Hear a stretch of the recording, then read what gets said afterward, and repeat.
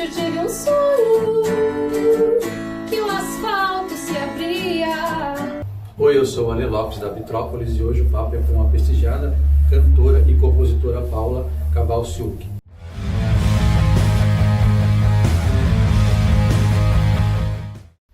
O seu EP Mapeia foi super experimental. Como foi unir esse som ao olhar social e caipira da sua vivência no Vale do Ribeiro? Bom, foi realmente bastante experimental. Foi o primeiro trabalho, né, de estúdio. Então, eu ainda não sabia, não tinha muita noção de como você reúne as suas referências para você entrar em estúdio, né, para você direcionar as coisas mesmo esteticamente. E foi uma coisa bastante experimental e nessa época eu estava tocando bastante com banda, né? Então a gente fazia bastante rock. Legal. A gente tocava bastante rock, assim, pela cidade e eu tocava com o Vinícius, né, que me acompanhava no violão, e o Ítalo na bateria, e o Ítalo também é produtor. E aí fui mostrando minhas músicas autorais pra ele falou, nossa, mas então vamos dar vamos fazer um revés nisso, né? A gente fica tocando rock, fazendo releituras, então vamos tocar suas músicas. E foi que a gente começou a tocar, e foi tocando, só tocando mesmo, e tirando da gaveta, que foi ganhando uma certa carinha, assim, uma estética mesmo, né? E aí a gente gravou, nessa época, ainda havia o prêmio Sorocaba de Música. Aí eu concorri e ganhei o primeiro lugar. Eu lembro que o chefe do júri era o Vandir Doratiotto, do Premeditando Break. Caramba! E aí foi muito legal, porque esse dinheiro também chegou, embora tenha 20% de desconto de imposto de renda, mas esse dinheiro veio e a gente conseguiu finalizar a gravação do EP. Era uma graninha boa? Era, acho que na época era R$8.000 aí, com descontos e tudo mais. A gente conseguiu gravar o EP e aí possibilitou também a gente fazer uma turnê. Com isso, a gente chegou até Brasília, na primeira turnê. E a gente saía de carro ali, a gente colocava os instrumentos no carro, essa banda de rock, colocava os instrumentos no carro e ia tocar, né? Era um carrinho 1.1000? Era. E aí a gente, na produção, né, o Ítalo, ele tinha bastante contato, ele tem bastante esse viés, né? De conhecer os nichos, as cidades, as bandas independentes, quem que tá fazendo o que em cada cidade, a gente foi montando um mapa e aí mapeia, né? Porque a minha vontade era realmente sair. Daí que veio o nome. Um pouco isso, assim, minha vontade era viajar com a música, sempre foi, eu gosto muito disso mesmo. E aí a gente começou a fazer isso, aí o prêmio de música possibilitou que a gente chegasse nesse resultado, e aí tocando. Paralelo a isso, a gente tinha escrito um edital também para gravação de disco. E aí, quando a gente estava fazendo a turnê, foi aprovado o edital. E a gente, no ano seguinte, já foi para gravar o disco. Daí, com uma grana, com produção de Gustavo Ruiz, Bruno Buarque, né, produtores que ganhou o Grammy, né, ganharam o Grammy. Então, produziram Tulipa Ruiz, Anelisa Assunção, Céu. Eu fui atrás dessas, né, o que está acontecendo. É irmão da Tulipa, né? Sim, Gustavo é irmão da Tulipa. Ele ganhou o Grammy com a Tulipa, com a Lineker, né, de produção. Então, era isso, assim, eu precisava... O que eu quero com a música? Quero gravar um disco. Quem são as pessoas que fazem isso no Brasil? Quais são as vozes do Brasil que eu me assemelho? Quais são as... Aí você vai buscando essas redes e vai conectando. Aí daí no ano seguinte a gente gravou o Morte e Vida, o disco. Quando você começou a cantar, como que foi? Eu comecei a cantar desde pequenininha mesmo, assim. Minha mãe sempre cantou muito, tinha uma voz maravilhosa, um contralto. E ela cantava na igreja, tinha uma capelinha no quintal da nossa casa. Capelinha? Uma capela, ela celebrava, fazia celebrações, né? Ela não podia chamar isso de missa, porque ela era uma ministra, né? Mas ela fazia celebrações em casa, assim, na nossa capelinha, fazia batizados. Chegou a chamar o bispo pra ir na capela. Então, assim, era um compromisso musical. Todo domingo eu tinha que cantar na igreja. Eu e minha irmã, né? Então, a gente sempre foi muito musical mesmo na minha casa. A sua irmã não segue carreira cantora? Não, mas ela canta... E ela tem uma voz muito parecida com a minha. É engraçado, assim, as pessoas confundem. Quando a gente atende a telefone, assim... saber É bom quem se era você quem. tiver uma gravação de um disco, tiver gripada, ela pode cantar pra você as faixas, né? Ela pode fazer isso, faz uma dela aqui de dublê. Não, aí não. Mas aí eu cantava, e tanto que a gente cantava, era muito natural mesmo. Quando eu fui perceber que as pessoas nem todas eram afinadas e tinham ritmo, quando eu entrei na escola primária, a gente foi cantar o hino nacional a primeira vez, aí mas como assim? Como assim vocês não conseguem entrar no tom, gente? Nossa. Aí que eu percebi, foi um choque, assim, a gente morava no mato, né, morava lá no Vale do Ribeira, nadava no rio todos os dias. Gostoso. Escutava passarinho, escutava os discos do meu pai, minha mãe cantando, então tudo isso, assim, influenciou bastante. Meu pai escutava muita música mundial, de todos os países mesmo, ele tinha um apreço por música sul-africana, música mexicana, e minha mãe cantava muita coisa também em casa, assim. Eu ficava impressionada, às vezes ela estava fazendo o almoço e tava uma música do milionário José Rico tocando, ela abriu uma terceira voz. E eu percebia isso e falava, nossa, caramba, olha o que minha mãe tá fazendo, um dia eu quero ser como ela também. Mas tá viva ainda? Não, infelizmente não. Ela partiu em 2011. É.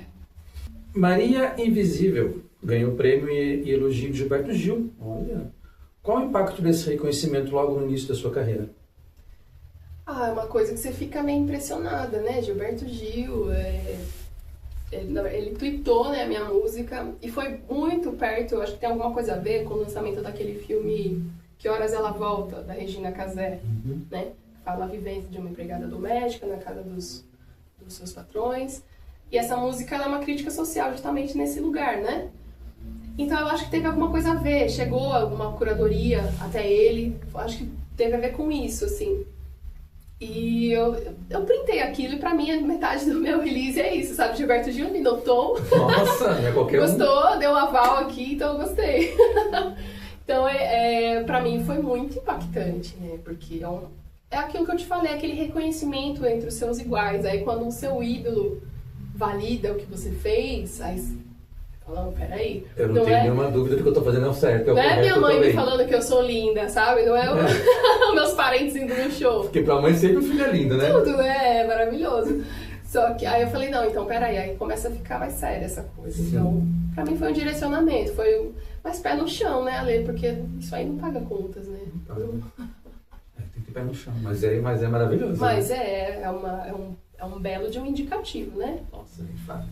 Com a morte e vida, você rodou o país em um carro 1.0, né? O que a vida na estrada te ensinou sobre a cena independente? Olha, tem muita coisa bonita acontecendo. A turnê do trecho do Morte e Vida, a primeira turnê que era uma APEI, a gente foi até Brasília. E a Morte e Vida, a gente pegou também esses trechos que já tínhamos percorrido, voltamos a eles. E também aí a gente estendeu até o Rio Grande do Norte. A gente ia até o Ceará. Que carro que é? Era o mesmo, era um Palio 1.0. Porque assim, foram 40 dias na estrada, e aí você tocava um dia, desmontava, no outro dia você viajava, aí você tocava no outro Era dia. você e quem no carro? Só pro pessoal começar a Eu, o Vini na guitarra, o Peu no baixo e o Ítalo na bateria. Quatro. 3 dirigiam, então a gente fazia um rodízio. Inclusive, quem não dirigia tinha que fazer o rodízio, porque se você fica no banco de trás desse lado, você fica meio torto. Aí passavam 2 horas, a gente fazia o rodízio. Aí aí você ficava torto do outro lado, então você ficava reto, né? Você estava torto aqui, você ficava torto ali e tava tudo bem. Então a gente fazia o rodízio de direção e também de sentar. Instrumento era a bateria? O topo da bateria todo? Ou só? Na verdade, a gente tentou levar o mínimo possível, né? Que eram os pratos. Normalmente tinha nos lugares que a gente ia tocar, tinha o casco, né? O bumbo da bateria. Mas aí também tinha os amplificadores, ou não? Levava um ampli. Levava um ampli. Guitarra, os violão? pequenos, né? De Baixo. baixo e de guitarra. E as nossas malas, né? Então tinha porta-malas minúsculo do Palio, mas também tinha um usava uma parte de porta-malas cima. superior também. Totalmente lotado. Cara, que doideira. Precisa estar com muita vontade de fazer, é né? legal, né? É legal. E é legal, é o registro de um momento mesmo. Porque se eu falar pra você, essa turma toda toparia fazer isso hoje, talvez nem eu, sabe? Porque você abre mão de muitas coisas. A gente se hospedou em lugares diversos, ficou em hotel, mas também ficou em casa de amigo, em casa de músico, que também, em casa de produtor. era sempre isso, assim, e continua tendo esse circuito, sabe? Hoje mudou muito. Depois da pandemia, os hábitos também de consumir música, de consumir show, de arte, mudou muito. Mas existem esses circuitos, sabe? Meio off, assim, sabe? Meio outside. Então, mapear isso, né, nos levou a conhecer lugares e pessoas. Foi muito legal. Lugares que, por exemplo, eu imaginava, assim... Teve uma vez que a gente ficou hospedada lá em Vitória da Conquista. A gente não ia tocar lá inicialmente, era só um ponto que batia, eram amigos nossos que a gente conheceu em festival, que iam nos hospedar. Só que aí o Paulo Macedo, ele é professor lá na universidade, inclusive, o violeiro, toca viola, faz repente, compositor maravilhoso. E ele tava fazendo barzinho, ele falou, olha, vocês vão ficar aqui na quarta-feira? Eu vou fazer um barzinho, vocês não querem tocar antes do meu show? Eu pensei assim, nossa, né, puxa, será que a gente também faz meio que barzinho? Eu pensei, sabe aquela coisa meio, acho que meu som autoral aqui não vai rolar? Vamos fazer umas releituras, vamos fazer aquele rock do início da carreira? Daí eu falei, não, vamos confiar no repertório e na performance, porque eu chegava assim... E tinha um pedal de voz, começava com bastante reverb na voz, um negócio, um pano na minha cabeça, assim. Aí eu falei, nossa, no barzinho vou fazer isso? Eu fiz isso, foi o lugar que eu mais vendi disco. Era legal, né? Se tinha 30 pessoas, eu vendi 40 discos, entendeu? Eu vendi mais disco do que pessoas que tinham lá no show. E aí, depois disso, o Paulo Macedo, ele se questionou, ele falou, nossa, mas... acho que era pra eu estar tocando minhas músicas também, sabe? Você dá um estalo assim. Então, foi bom também pra isso, né? Arriscar, né? Porque se você também não mostra algo novo, a gente acha que às vezes subestima muito o público também, sabe? E o artista, ele tem que propor, sabe? Acho que tem que propor. Você tem coisas pra dizer, diga essas coisas, né? Não fique só querendo agradar o público, querendo agradar os ouvidos. Nossa, você já conhece isso, vai acessar uma memória afetiva. Acho que dá pra você mesclar. O clipe de Morte e Vida Uterina. Ele concorreu com o Jay-Z e com o U2 lá fora.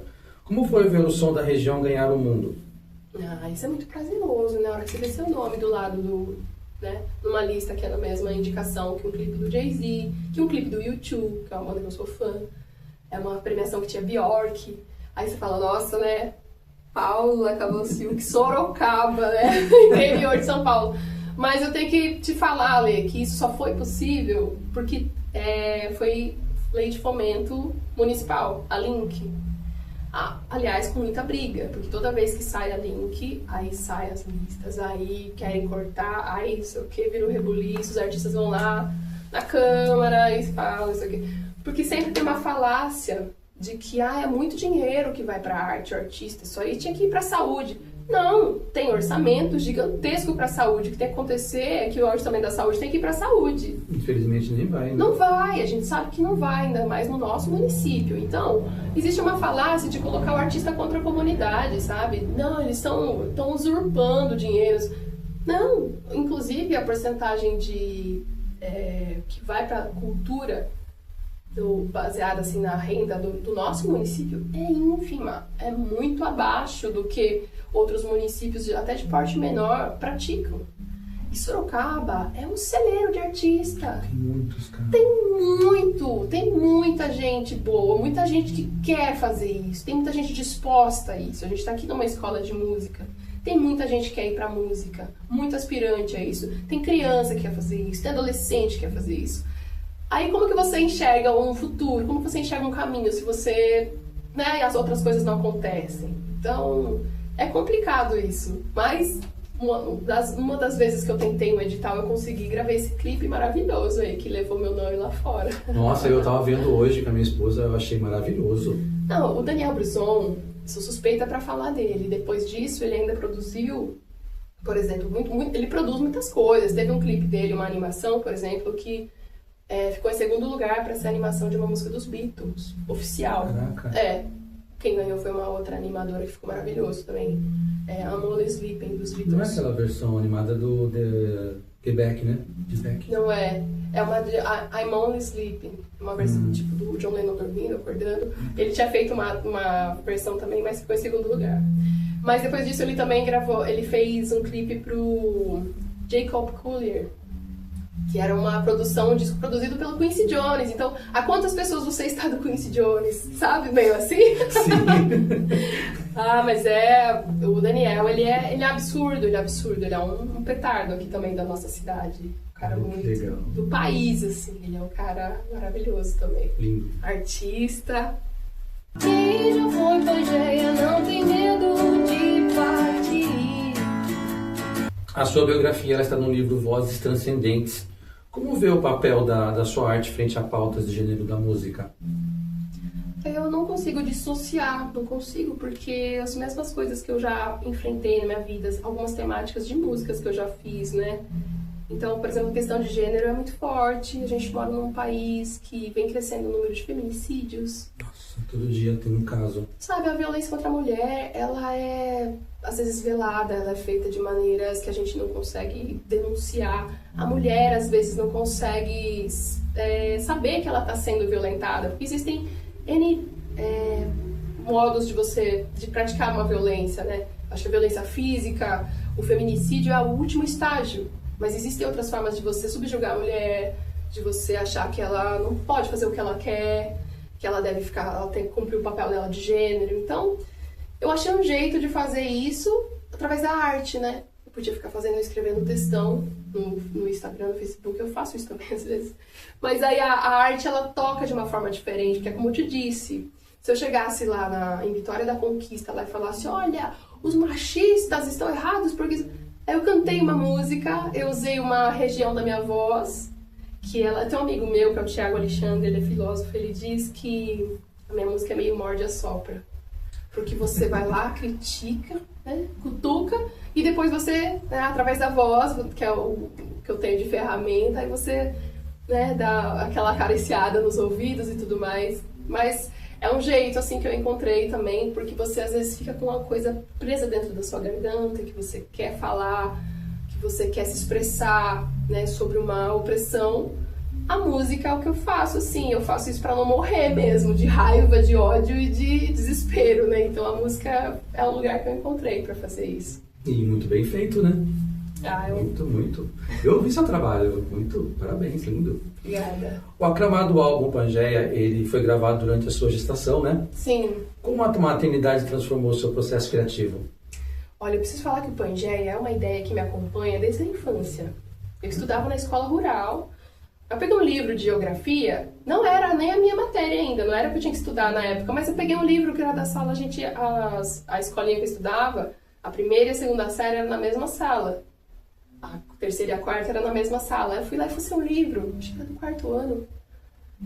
Aí eu vi sobre a Pangeia, né, sobre a teoria da deriva continental, que no início do nosso planeta tudo era um só, e que foi as placas tectônicas foram se movimentando. Isso lá atrás. E a ideia me acompanhou. Eu fiz essa música de fato em meados de 2015. Mas você vê como que uma ideia ela demora pra maturar. A gente vive hoje numa época que tudo é tão instantâneo. Instagram, sabe? Tudo é tão instantâneo. Não, eu quero pra ontem, Ale. Faz aí uma coisa. Faz alguma... E não, sabe? Na arte ela tem um tempo pra maturar. Olha o tempo que levou pra maturar. E porque essa música, ela fala sobre a deriva continental, mas ela também, posteriormente, olha só como são as coisas. Durante a pandemia, pra mim fez muito sentido. Porque pra mim ficava assim, nossa... Tomara que o planeta continue com essa vontade própria, que se abra mesmo, sabe? Porque essa questão de quem é dono da Terra, quem merece viver na Terra, quem merece ter muita Terra, quem não merece ter nada, quem fala isso, entende? Se o planeta ele tem vontade própria, ele pode abrir aqui. Quem garante que não vai abrir aqui, sabe? A Terra. E você fica no lado, eu fico daqui. Quem pagou por isso aqui já era, entende? Juntou todas essas questões. E aí quando veio a pandemia... essa falta de chão que a gente teve também, né? Porque você fala, e agora? O que eu faço? Eu uso máscara, eu saio, eu me reservo, eu vou pra aglomeração, eu não vou, eu vou trabalhar, eu não vou, o que eu faço? Como que pega? E a gente achou, eu lembro que no começo as pessoas acham, não, 2 semanas isso aí passa. Achavam, né? Que era não foi. Foi muitos. Teve gente que não teve noção mesmo, assim, foi só vivendo, né? Mas eu senti que a pandemia também trouxe essa falta de chão pra gente, essa coisa meio, e agora?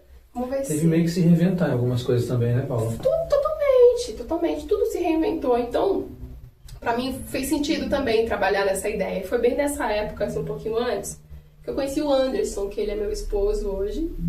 Ele é arranjador do disco, do Pangeia. E ele é compositor também. Toca viola, violão, e aí ele veio com a viola. Então, o disco Pangeia, ele foi trabalhado muito nisso, assim. A gente trancado em casa, pandemia e tudo mais. Trabalhou os arranjos, teve tempo pra isso também, né?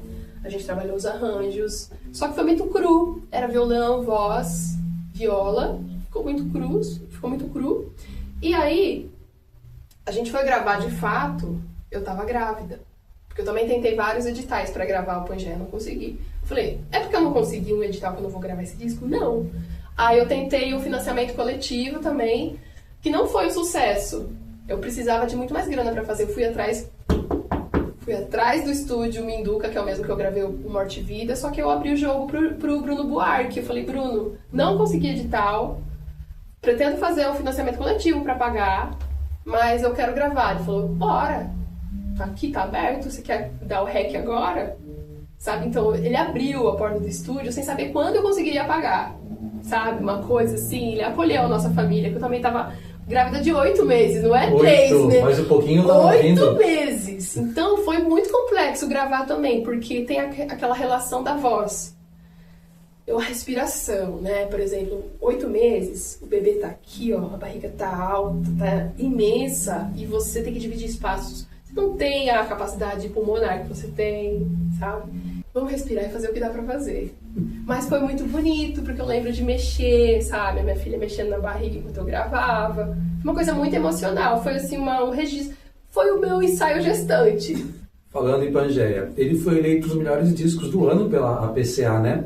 Como você avalia a maturidade da Paula, que sobe aos palcos hoje, depois desse tudo que aconteceu? Olha, a PCA é a Associação Paulista de Críticos de Música, né? De Críticos de Arte. Eu acho que é uma das listas mais respeitadas que sai, né? Tem gente que se baseia nisso pra... O que eu vou escutar de novo? Deixa eu ver o que a PCA está validando. Então, mas é aquilo que eu te falei da validação entre os seus iguais. Sim. Então, eu nem sabia quem estava na PCA, não sabia nada disso, e meu nome foi pra lá, sabe? Eu trabalhei primeiramente com uma assessoria de imprensa que conhece esses curadores e levou meu disco até lá. Agora, para eles escutarem, né, o que é essa Paula Cavalcio? De onde que ela vem? O que é isso daqui? Vamos dar um play. E validarem isso, de colocar numa lista como essa, sabe? Tinha Hermeto Pascoal, tinha Milton Nascimento na lista, sabe? Caramba. Naozete, Luiz Tati. Então, Amaro Freitas, o Black Pantera, sabe?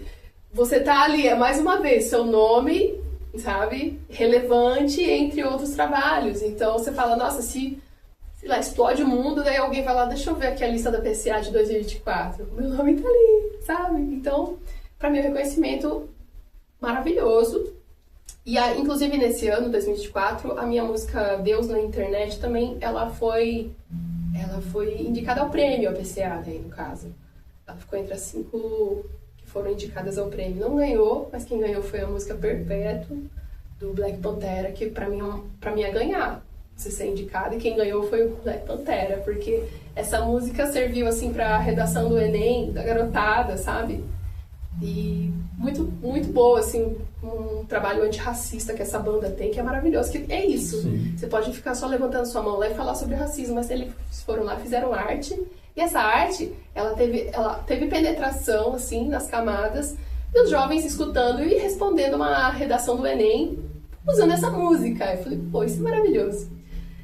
Então, pra mim, o reconhecimento, né, mais uma vez um reconhecimento, foi esse disco que não teve verba, não teve lobby, não tenho nome, não sou filha de alguém importante da música, sabe? Foi feito desse jeito e alcançou esse patamar. Então, pra mim, é um reconhecimento maravilhoso e orgânico.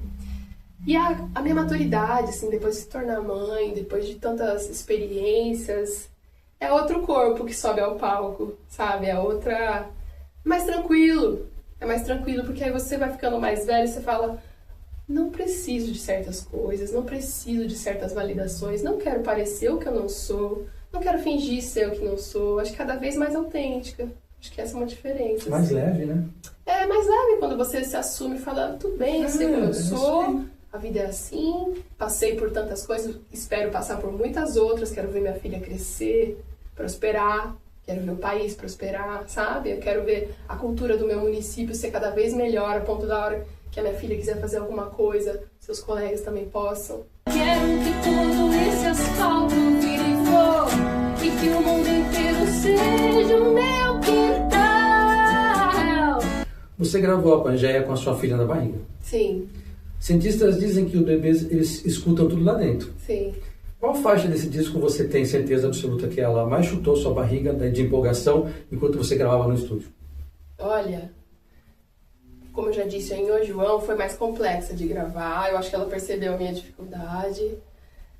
E tem uma música que ela chama Mamífera, que é que fala sobre a gestação também, sobre um pouquinho assim, meio leve sobre isso. Mas eu acho que Pleno Mistério. Você percebeu aí umas chutadinhas maiores? Eu notei que ela tinha bastante movimentação. A primeira vez que eu vi o meu pé, sabe o pé de gestante inchado? A primeira vez que eu vi meu pé inchado foi no estúdio. Eu olhei assim pro chão e falei, o que é esse pãozinho aqui? Então foi essa experiência totalmente... E eu pensava nisso, isso que os cientistas dizem sobre o bebê escutar. E a simbiose que tem entre mãe e filho também nessa gestação, e para além, porque a gente descobre também, até cientificamente, que depois que cresce também com as células, seu filho fica em você. Tem muita Legal. coisa, então esse negócio da mãe sentir certas coisas sem conversar com o filho é real. Mas eu tentava, quando eu decidi mesmo, eu escolhi ser mãe, quando eu decidi isso, eu falei assim, já era uma época que eu estava mais desacelerada na vida. E aí eu fiquei sabendo que o hormônio ocitocina, você precisa de ocitocina pra concepção, sabe? Pra você gostar de alguém e querer se envolver com essa pessoa.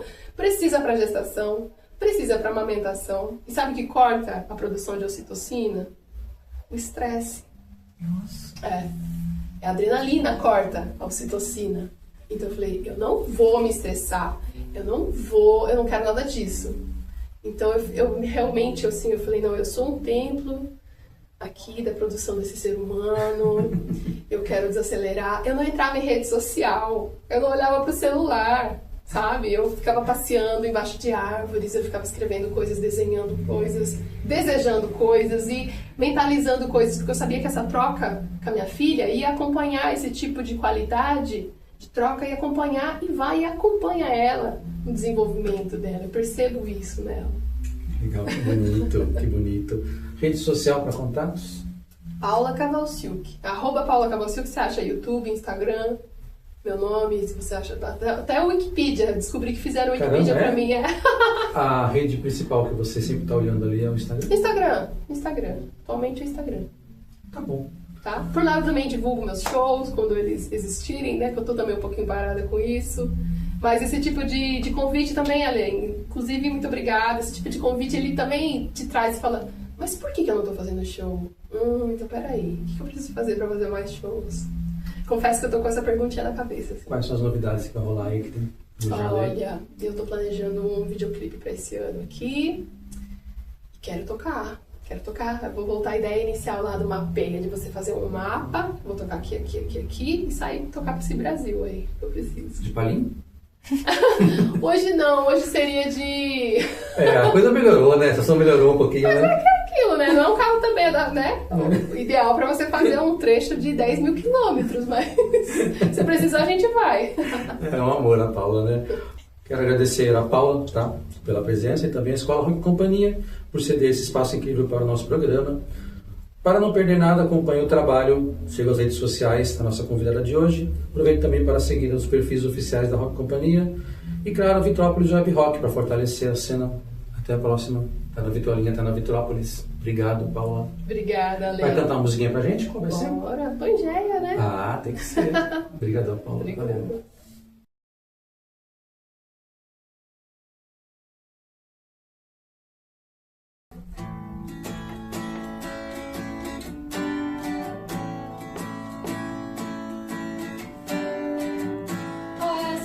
Eu tive um sonho que o asfalto se abria e o que era brejo